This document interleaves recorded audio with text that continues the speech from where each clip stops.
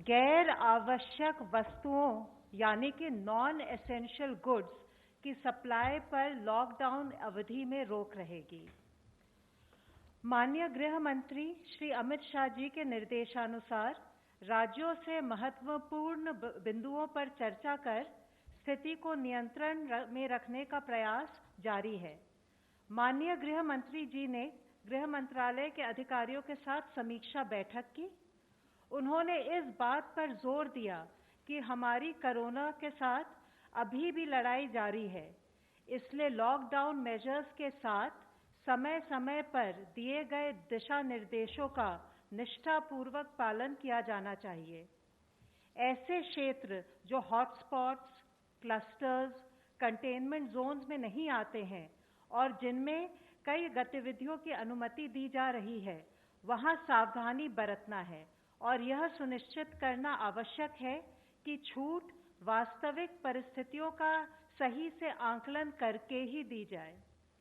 ग्रामीण क्षेत्रों में कई आर्थिक गतिविधियों की अनुमति दी गई है, इसलिए जिला अधिकारियों को उद्योग समूहों के साथ सहयोग से राज्य के भीतर ही मजदूरों को उनके कार्यस्थल पर स्थानांतरित करने की व्यवस्था करनी चाहिए।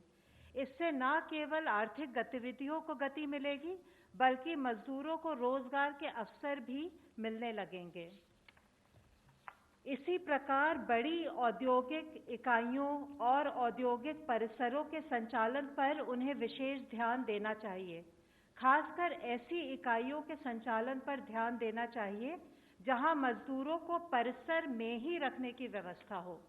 इससे आर्थिक गतिविधियों को गति मिलेगी और मजदूरों को लाभकारी रोजगार प्रदान करने में भी मदद मिलेगी। उद्योगों के साथ कृषि और मनरेगा गतिविधियों के माध्यम से भी मजदूरों को रोजगार देने की संभावनाओं पर कार्य करना होगा। यह भी सुनिश्चित किया जाना चाहिए कि जो हमारे राष्ट्रीय दिशा निर्देश हैं, उनके अनुपालन की निगरानी के लिए ग्रामीण क्षेत्रों में पर्याप्त गश्त की जाए। जिलाधिकारी निगरानी के लिए पुलिस, पंचायत अधिकारियों का, राजस्व अधिकारियों इत्यादि का सहयोग ले सकते हैं। इसी प्रकार वे मजदूर जो राहत शिविरों में रह रहे हैं, उनके लिए उपलब्ध सुविधाओं का, जैसे भोजन की गुणवत्ता आदि पर अधिक ध्यान देना चाहिए। यद्यपि स्थिति चुनौतीपूर्ण है, लेकिन इस प्रकार के मुद्दों को संबोधित किया जा सकता है। राज्यों को यह भी सुनिश्चित करना जरूरी है कि अब जब मेडिकल टीमों के माध्यम से सामुदायिक परीक्षण यानी कि कम्युनिटी टेस्टिंग की जा रही है, तो मेडिकल टीमों को पर्याप्त सुरक्षा देनी चाहिए। इसी प्रकार यदि सामुदायिक परीक्षण के लिए जाने से पहले समुदाय के जिम्मेदार नेताओं को शामिल करके शांति समितियों को सक्रिय किया जाए, तो काम सुचारू रूप से किया जा सकता है। इसी प्रकार के प्रयास से कोविड-19 के परीक्षण, उपचार और अन्य संबंधित पहलुओं के बारे में जो लोगों को जागरूक बनाकर उनमें फैली भ्रांतियों को दूर करना है, उसमें हमें मदद मिलेगी। माननीय गृह मंत्री जी के निर्देशानुसार गृह मंत्रालय ने प्रवासी मजदूरों की राज्य के भीतर आवाजाही के लिए एक SOP आज जारी किया है, जिससे कि वो जो अनुमति प्राप्त आर्थिक गतिविधियां हैं, उसमें रोजगार के लिए सुचारू रूप से जा सके। इस आवाजाही में सोशल डिस्टेंसिंग इत्यादि का सख्ती से पालन किया जाना है। सभी राज्य सरकारों को और केंद्र शासित प्रदेशों को इस SOP के क्रियान्वयन के हेतु निर्देश दिए गए हैं। धन्यवाद। ICMR representative please. हमने अब तक 3,86,791 टेस्ट किए हैं, 3,86,791। उनमें से कल के दिन में 37,173 यानी 37,173 टेस्ट हुए। उन टेस्टों में से 29,287 टेस्ट, अब ये लैब की संख्या हर रोज तो बढ़ती जा रही है, 194 लैब्स ICMR नेटवर्क में हैं, उनमें हुए। 7,886 ये प्राइवेट सेक्टर में कल काफ़ी ज़्यादा टेस्टिंग में इम्प्रूवमेंट हुआ है। 82 लैब्स में हुआ है। Health Ministry representative, please. अब तक 2,231 people they have been cured, and which takes our percentage of people who are cured is to 14.19%. कल से टोटल अब तक 1,334 केसेस नए आए हैं और टोटल कंफर्म केसेस की संख्या 15,712 है। लास्ट 24 आवर्स में 27 नई डेथ रिपोर्ट हुई हैं, which takes are total death toll to 507 death so far. जैसे कि मैंने आपको कल भी बताया था, माहे इन पुडुचेरी और कोडगु इन कर्नाटका में पिछले 28 दिनों से कोई केस नहीं आया है। इसके साथ ही अगर आज का डेटा देखें तो 54 ऐसे एडिशनल डिस्ट्रिक्ट्स हैं beside the 2 above districts in 23 states and union territories जहां पिछले 14 दिनों से कोई केस नहीं आया है। इसमें 10 नए डिस्ट्रिक्ट्स इंक्लूड हुए हैं। वह डिस्ट्रिक्ट्स है गया और सारण इन बिहार, बरेली इन उत्तर प्रदेश, फतेहगढ़ साहिब रूपनगर पंजाब से, भिवानी, हिसार, फतेहाबाद हरियाणा में, कचार और लखीमपुर असम से हैं। मैं आप लोगों से फिर यही रिक्वेस्ट करना चाहूँगा कि हमारा एफर्ट होना चाहिए कि इन डिस्ट्रिक्ट्स में फर्दर केसेस ना आए और वो कंटिन्यू विजिल हमारी बनी रहे। इसके साथ ही वैक्सीन और ड्रग टेस्टिंग से संबंधित साइंस के फ्रंटियर्स पर काम करने के लिए आज एक हाई लेवल टास्क फोर्स का गठन किया गया है। इसके को चेयर मेंबर नीति आयोग और principal scientific adviser to government हैं। इसके अलावा इसमें AYUSH, ICMR, department of science and technology, biotechnology, CSIR, DRDO, director general of health services और ड्रग कंट्रोलर भी इसके मेंबर्स हैं। इस टास्क फोर्स का मुख्य उद्देश्य अकेडमिया, इंडस्ट्री और जो इंटरनेशनल एफर्ट्स हो रहे हैं उनको इनेबल करना, उनको फर्दर स्पीड अप करना है। इसके तहत डिपार्टमेंट ऑफ बायोटेक्नोलॉजी को एक सेंट्रल कोऑर्डिनेशन एजेंसी बनाया गया है वैक्सीन डेवलपमेंट के लिए, जिसका मेजर एफर्ट्स होगा to identify pathways for vaccine development, जिसके तहत फर्दर हम एफर्ट्स करेंगे कि एक डायनेमिक लिस्ट बनाई जाए नेशनल और इंटरनेशनल एफर्ट्स के लिए जो वैक्सीन डेवलपमेंट पर काम कर रहे हैं, उनकी प्रोग्रेस को मॉनिटर किया जाए और साथ में गवर्नमेंट लेवल पर रिक्वायर्ड फैसिलिटेशन प्रोवाइड किया जाए। साथ ही इस टास्क फोर्स के तहत clinical cohorts which will be focusing on long term follow up of people for having better understanding of disease and it's management, उस पर भी काम होगा। इसके तहत फर्दर हम बायोस्पेसिमेंट्स भी कलेक्ट करेंगे जो कि हमारा एक बेसिस बनेंगे फर्दर ड्रग और वैक्सीन ट्रायल्स के लिए। यह हमारे जो सैंपल टेस्टिंग प्रोटोकॉल है उससे अलग एक कार्य होगा। आज मैं एक मुख्य विषय फिर आप लोगों की दृष्टि में लाना चाहूँगा। माननीय प्रधानमंत्री जी ने 14 अप्रैल को राष्ट्र के अपने संबोधन में कहा था कि 20 अप्रैल के बाद से कुछ जगहों पर सेलेक्टिव रिलैक्सेशन दिया जाएगा और उसके अकॉर्डिंग 20 अप्रैल यानी कि आज रात से नॉन कंटेनमेंट एरियाज में सेलेक्टिव रिलैक्सेशन के तहत हॉटस्पॉट्स जो डिस्ट्रिक्ट है हमारे, उसमें कंटेनमेंट एरियाज में ये रिलैक्सेशन लागू नहीं होगा। स्टेट्स, यूटीज लोकल रिक्वायरमेंट्स के अकॉर्डिंग जो गाइडलाइंस गवर्नमेंट ऑफ इंडिया ने दी हैं उससे फर्दर स्ट्रिक्ट मेजर्स भी इम्पोज कर सकती हैं। कंटेनमेंट जोन्स के विषय में मैं बताना चाहूँगा कि जो हमारी हेल्थ मिनिस्ट्री गाइडलाइंस है वह कहती है कि हॉटस्पॉट्स या रेड जोन्स वो एरियाज हैं जहाँ पर या तो लार्ज नंबर में कोविड केसेस पाए गए हैं या जहाँ पर कोविड केसेस का डबलिंग रेट 4 दिन से कम है। इन हॉटस्पॉट्स में लोकल एडमिनिस्ट्रेशन डिजीज स्प्रेड को कंट्रोल करने के लिए कंटेनमेंट जोन्स और बफर जोन्स को डिलिनेट करते हैं। इन कंटेनमेंट जोन्स में कोई भी रिलैक्सेशंस परमिटेड नहीं है। यहाँ पर स्ट्रिक्ट पैरामीटर कंट्रोल होगा और जिसके तहत इसेंशियल सर्विसेज के अलावा कोई और सर्विसेज अलाउ नहीं की जाएंगी। जहाँ पर भी हम साथ में सेलेक्टिव रिलैक्सेशन देंगे यानी कि इन कंटेनमेंट जोन से बाहर का एरिया, वहाँ पर भी स्टेट्स और डिस्ट्रिक्ट्स को इंश्योर करना है कि जो एग्जिस्टिंग लॉकडाउन से संबंधित मेजर्स हैं उनका स्ट्रिक्ट कंप्लायंस हो। ऑफिसेज, वर्क प्लेसेज, फैक्ट्रीज और इस्टेब्लिशमेंट हैं वहाँ पर सोशल डिस्टेंसिंग से रिलेटेड SOPs और उससे रिलेटेड प्रिपरेटरी एक्शन लिए जा चुके हों। कुछ एक्टिविटीज़ जो 3 मई तक देश में प्रोहिबिटेड रहेंगी, even in these relaxation areas, I would like to cite and bring to your notice. They are primarily passenger traffic movement by air, rail, road except जहाँ पर कि वहाँ पर उनको एग्जाम्प्ट किया गया हो, एजुकेशनल और उससे related institutions, industrial, commercial activities और hospitality services unless and till they are specifically exempted. साथ ही cinema halls, malls, shopping complexes, entertainment parks etcetera, social, political, cultural, religious, entertainment और एकेडमिक और साथ में स्पोर्ट्स गैदरिंग भी ये उस समय पर प्रोहिबिटेड रहेंगे 3 मई तक। रिलीजियस प्लेसेस और प्लेसेस ऑफ वर्शिप और रिलीजियस कॉन्ग्रीगेशंस भी हमने रिक्वेस्ट की है कि वह जो हैं प्रोहिबिटेड रहें।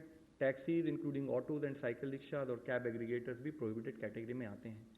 हमने कुछ एक्टिविटीज़ को रिलैक्सेशन दी है और जिसका बेसिक पर्पज़ है कि एग्रीकल्चर और रिलेटेड एक्टिविटीज़ फुली फंक्शनल हों, देश की रूरल इकॉनमी फंक्शन कर सके, डेली वेज अर्नर्स और बाकी लोगों के लिए एम्प्लॉयमेंट अपॉर्चुनिटीज़ को मॉनिटर किया जा सके, हेल्थ सर्विसेज फंक्शनल रहें, supply chain of essential goods बनी रहे। हमारा एफर्ट है कि हम धीरे धीरे नॉर्मलसी को रिस्टोर करें ताकि यह इंश्योर किया जा सके कि जान भी है, जहान भी है। लेकिन हमें सतर्क रहना होगा कि हम किसी भी तरीके से इसमें फेल ना हों। कोविड-19 के कंटेनमेंट से रिलेटेड हमारे एफर्ट्स में एक दूसरा चैलेंज है कि जब हम रिस्टोर कर रहे हैं सर्विसेज को तो हमसे कोई गलती ना हो। मैं पुनः दोहराना चाहूँगा कि हम सबको मिलकर लड़ने वाली लड़ाई है, इसमें हम सब एक साथ शामिल हैं। हम सभी को रिक्वायर्ड प्रिकॉशन लेने की ज़रूरत है। इसके लिए सोशल डिस्टेंसिंग का हर तरह से पालन हो। जहाँ रिलैक्सेशन दिया गया है वहाँ 100% ये एफर्ट होना है कि वो सिचुएशन को मेंटेन रखें, केसेस को बढ़ने ना दें। आप सब लोगों की नॉलेज में है कि जो रेड जोन और कंटेनमेंट जोन का जो ये क्राइटेरिया है, ये एक रोलिंग क्राइटेरिया है और अगर इन जगह पर भी केसेस आए तो उनको रेड जोन और कंटेनमेंट जोन का पार्ट बनाया जा सकता है। जो कंटेनमेंट जोन्स हैं वहाँ पर स्ट्रिक्ट लॉकडाउन मेजर जो हम इम्प्लीमेंट करेंगे उनके द्वारा हम एक्सपेक्ट करते हैं कि सबके कॉपरेशन से नॉर्मल से रिस्टोर की जा सकती है। रिलैक्सेशन एरियाज जैसे मैंने पहले भी आपको बताया है वहाँ पर भी सोशल डिस्टेंसिंग के सभी SOPs का पालन करना चाहिए, इंश्योर करना चाहिए कि हम रिक्वायर्ड SOPs को फॉलोअप करें। साथ ही एक तरफ जब हम सोशल डिस्टेंसिंग लॉकडाउन की बात कर रहे हैं, दूसरी तरफ हॉस्पिटल इंफ्रास्ट्रक्चर क्रिएशन पर भी हमारा उतना ही एफर्ट है, जिसके तहत अब देश में डेडिकेटेड हॉस्पिटल 755 बनाए जा चुके हैं, डेडिकेटेड हेल्थ केयर सेंटर 1389 बनाए जा चुके हैं, which takes to the total dedicated facilities where severe or critical patients can be treated to 2144। इसी संबंध में किए एफर्ट्स के तहत मैं आप लोगों की दृष्टि में लाना चाहूँगा कि कैसे कर्नाटका में विक्टोरिया हॉस्पिटल को एक डेडिकेटेड हॉस्पिटल के रूप में कन्वर्ट किया गया है।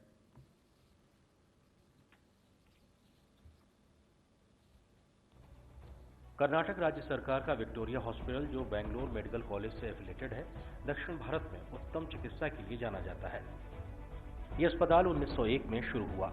ये अस्पताल उस वक्त के शाही घराने वाडियार परिवार की पहल थी जब बेंगलुरु प्लेग जैसी महामारी से जूझ रहा था। ये अस्पताल उस वक्त लोगों की जान बचाने में कामयाब रहा और अब जैसे इतिहास खुद को दोहरा रहा हो। ये अस्पताल कोविड-19 के इलाज के लिए चिन्हित किया गया है। इस अस्पताल में विशेष इलाज के लिए अलग शाखाएं हैं और यहाँ का इमरजेंसी और ट्रॉमा सेंटर कोविड-19 वार्ड में तब्दील कर दिया गया है। इस वार्ड में 500 से अधिक बेड्स अत्याधुनिक सुविधाओं से लैस हैं। विक्टोरिया अस्पताल के कोरोना वॉरियर्स यहाँ की डीन डॉक्टर CR जयंती और उनकी टास्क फोर्स जो दिन रात यहाँ कोरोना के खिलाफ मैदान संभाले हुए है।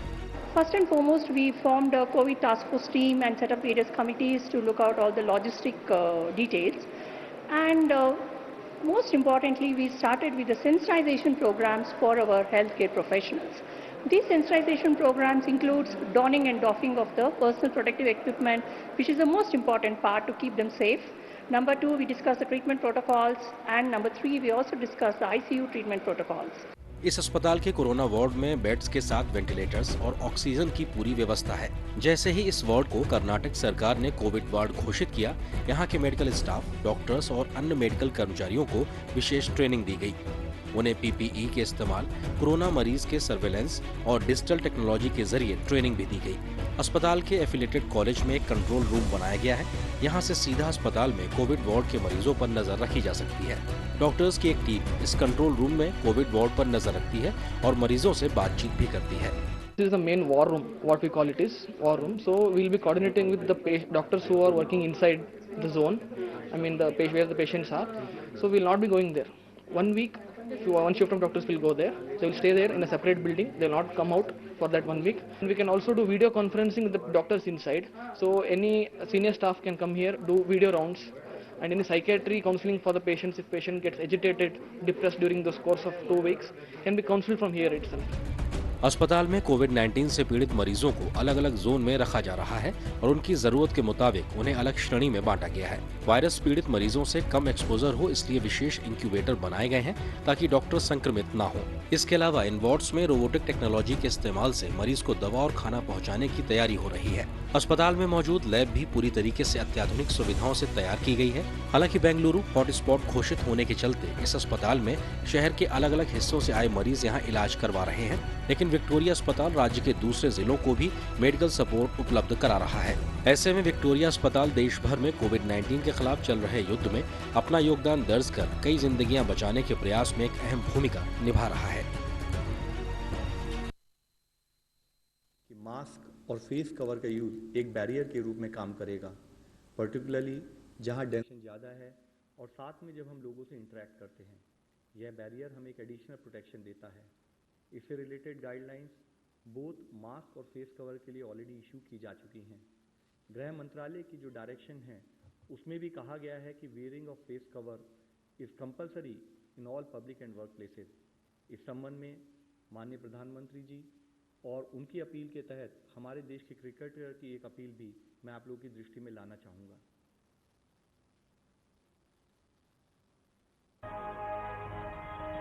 आप अपनी पूरी फैमिली के साथ हमें चेयर करते हैं और आज मैं आपकी पूरी फैमिली से ही बात करने आया हूँ। टीम इंडिया का हिस्सा होना एक बहुत गर्व की बात है, पर आज एक उससे भी बड़ी टीम बनने जा रही है, टीम मास्क फोर्स। नहीं समझे? जैसे हमारे प्रधानमंत्री ने कोरोना वायरस से लड़ने के लिए तरह तरह के टास्क फोर्स बनाए हैं, उसी तरह हम 130 करोड़ हिंदुस्तानियों को भी अपने घरों में कोरोना वायरस के खिलाफ बनानी है एक मास्क फोर्स।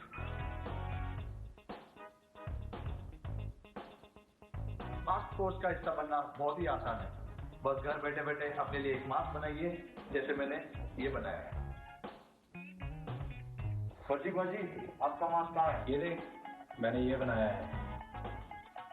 ये है मेरा मास्क। और घर के बाहर इस मास्क को हमेशा पहनना है।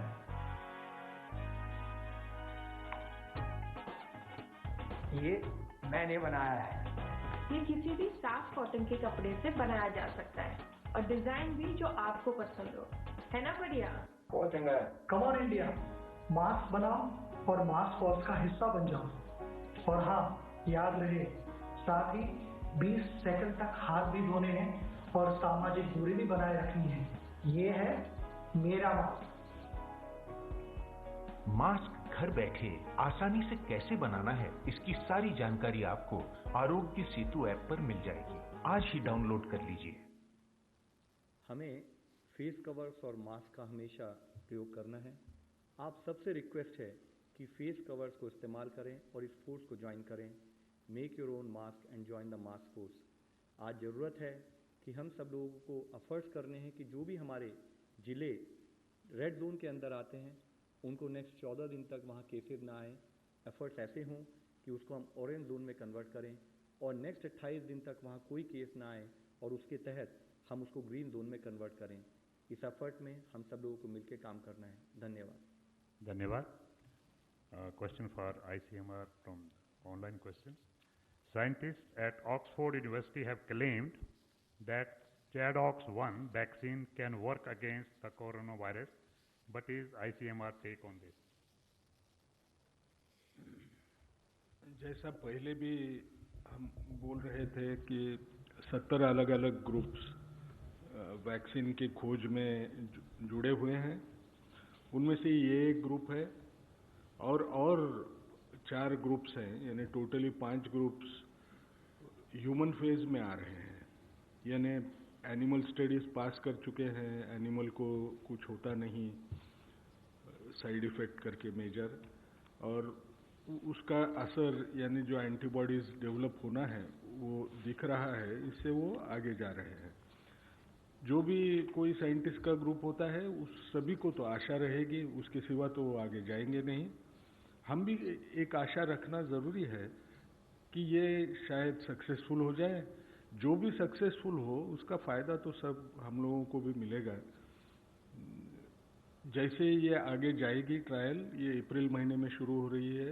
6 महीने के अंदर इनका 500 का रिक्रूटमेंट होने का अंदाज है और उसके रिजल्ट्स आएंगे। शायद उससे पहले ही रिजल्ट्स लाने की इंटरिम एनालिसिस में ज़्यादा अंदाज आएगा, फिर उसको देखा जाएगा। Mr Pranay Upadhyay, ABP news.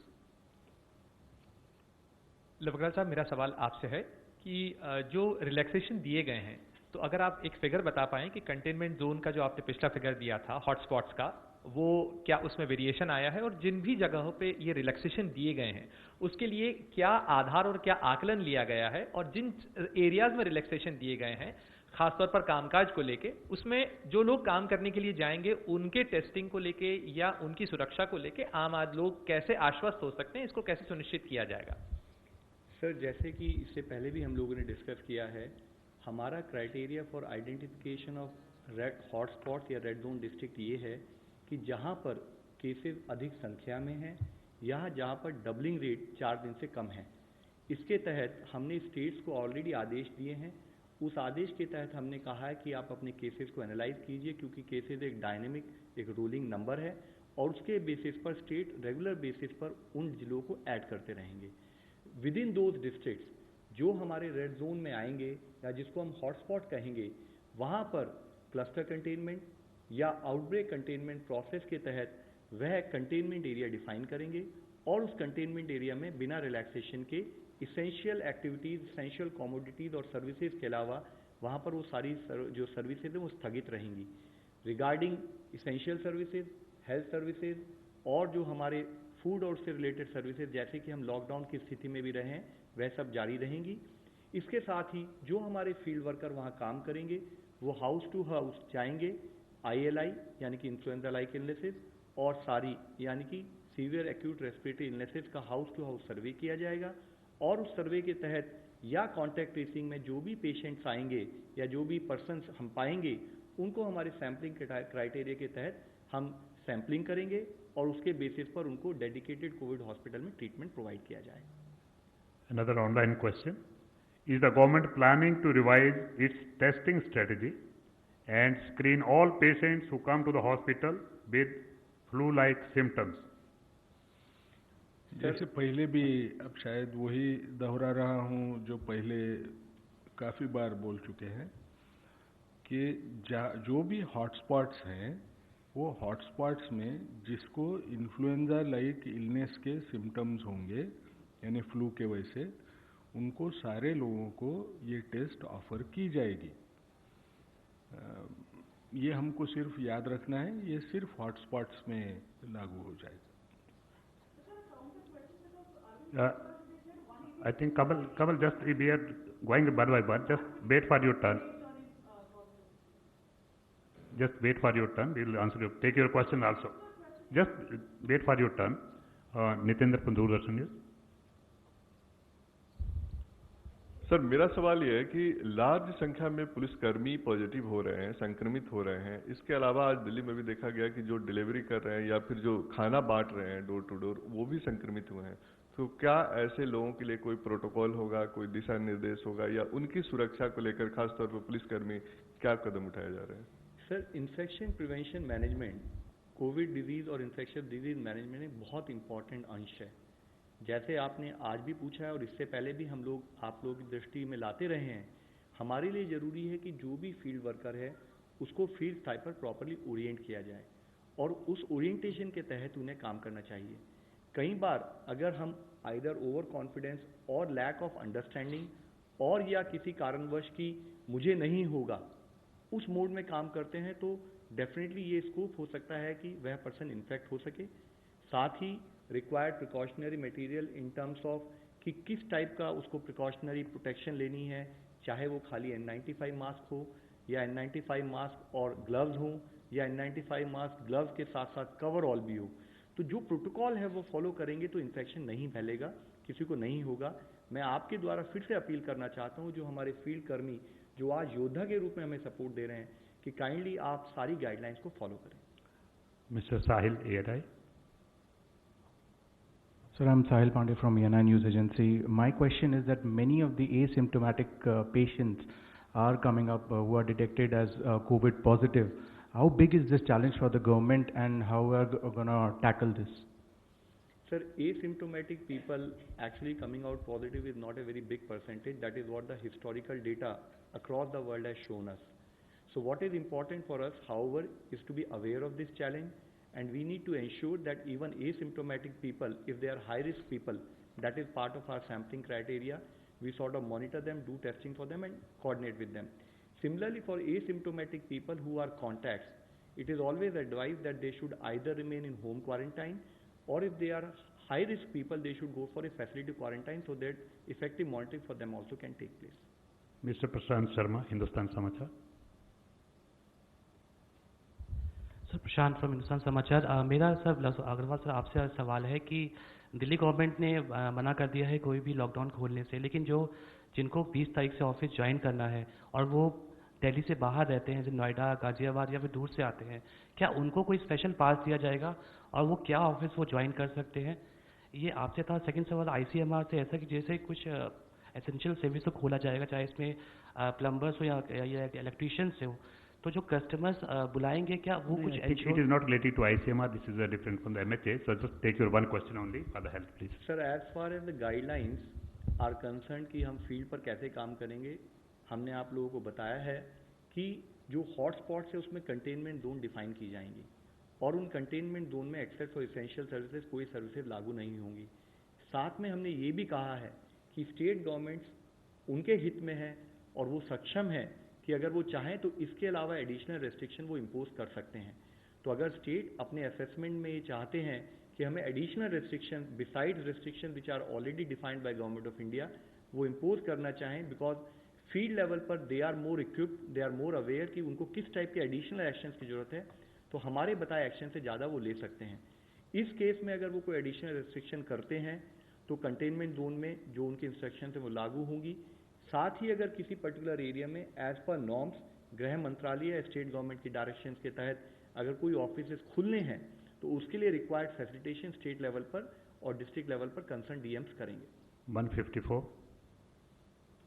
I'm Sheila Bhatt from Rediff.com. I want to know, Mr. Agarwal, that in this Indian strategy for lockdown, can we say that tomorrow is a very important day, because can we construe that rural India will be quite functioning from tomorrow but not urban India? Is that the message we can get it? Ma'am, I will really agree with you that tomorrow is a very important day for us, and that is the primary point I highlighted. It is important because when we are providing some relaxations besides the containment zones, we request everyone to support us and follow the required guidelines of relaxation also. It is very important that while these relaxations are brought in place, those relaxations are done with the required social distancing measures. We have been highlighting about the behavioral change aspect. We've been highlighting about SOPs when the relaxations are brought into fore. So all those relaxations should be linked with our overall output in terms of case management. Second thing is our focus in terms of relaxation, as I mentioned, is primarily more with respect to ensuring that essential services, rural economy and the activities even within the urban areas are activated. माननीय प्रधानमंत्री जी ने इससे कहा है, इसके बारे में बोला है कि जान भी है जहान भी है, यानी कि एक तरफ हम अगर काम करें, हम इंश्योर करें कि हम लोगों को बचाएं, दूसरी तरफ उनको कम से कम तकलीफ हो और उनको हम एडिशनल सर्विसेज और एडिशनल रिलैक्सेशन प्रोवाइड करके एक नॉर्मल लाइफ को रिस्टोर कर सकें, उस पर भी हमारा एफर्ट है। Last question Kamal, India today. My question is to MHA. There was a decision which was taken that non-essential items will be allowed. Just 24 hours before that there's a U-turn by MHA. What is the consideration and why was this decision taken? And also that thousands of students are stuck and migrant laborers are stuck. Is there a long-term facility that if there is an extension of this particular lockdown, there will be a facilitation done either by the state or the center? So basically, what I would like to tell you is that the situation is extremely dynamic. So it is something that is being reviewed almost on a daily basis. And as you realize कि corona के खिलाफ जो हमारी मुहिम चल रही है, उसके लिए some restrictions are necessary. So when the list of non-essential goods and the overall situation was reviewed, it was felt that the list is pretty extensive and अगर हम सारे goods और सबको permit करेंगे तो lockdown पर impact हो सकता है, and accordingly the decision was reviewed. But as far as other categories of stranded people are concerned, the situation is being reviewed and we'll come up with appropriate guidelines at the right time. Thank you very much. Thank you, friends.